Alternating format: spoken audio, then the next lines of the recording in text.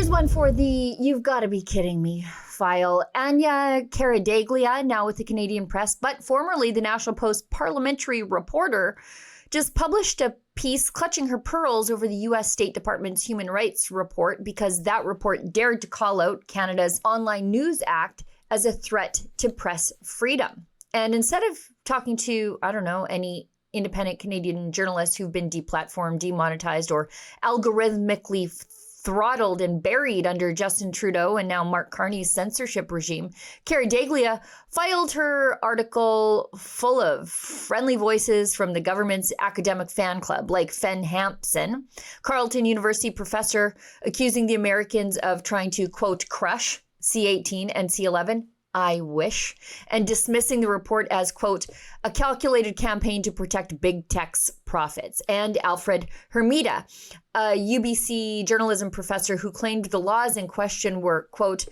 actually promoting press freedom, okay, and smeared the U.S. report as, quote, a mega lens on press freedom in Canada. Now, there was not a single quote from Rebel News, True North, Juno, Western Standard, or any other independent journalist or outlet actually harmed by C-18's news blackouts, C-11's algorithmic throttling, or the looming Online Harms Act's preemptive takedown orders. And here's where it gets real rich. Caradaglia wasn't just a bystander to these laws that the Americans are now critical of. She helped give them intellectual cover.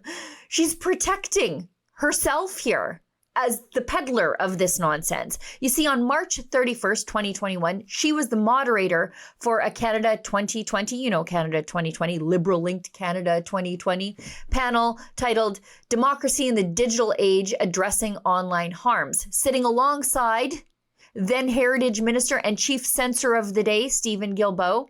The event laid out the blueprint for the censorship regime we will potentially live under in this brave new world, like 24-hour takedown orders for undefined harmful content, a brand new regulatory body with audit and enforcement powers for those of us guilty of wrongthink, a speech tribunal to adjudicate disputes and them hurt feelings, a mandatory payment system from platforms to government-approved news outlets. Wait, that one's already happening.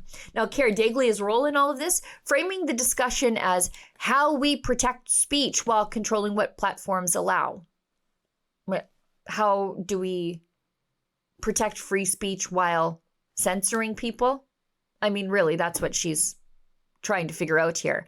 But she never once challenged Guilbeault's sweeping powers. Now, that's not neutral journalism. That's facilitating the sales pitch for state-controlled speech. Now, fast forward to 2025, and she's portraying the Americans, not Ottawa, as the big Orwellian villains. Sorry, but the real Orwellian attacks on press freedom are homegrown with liberal fingerprints all over them. Of course, there's C-18, that's the Online News Act, which triggered Meta's news blackout and funneled $100 million from Google into a government-blessed media fund. There's C-11, that's the Online Streaming Act, giving the CRTC sweeping control over online content.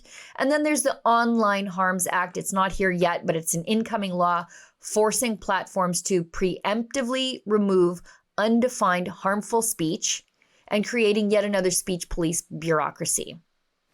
Now, both of Caradaglia's employers, the Canadian Press and the National Post, are direct beneficiaries of the Trudeau government's media bailout programs and subsidies. And I pin those on Trudeau, but Carney hasn't repealed them. Of course, there's the federal media subsidies. That's from 2018 to 2019. That was almost $600 million via tax credits and direct sector supports. The Local Journalism Initiative, that's $50 million over 5 years. The Changing Narratives Fund, that's $100 million over 3 years. Bill C-18 tax credits, 35% of journalists' salaries, up to $85,000 per employee. So that came out to about $60 million per year, $129 million over 4 years.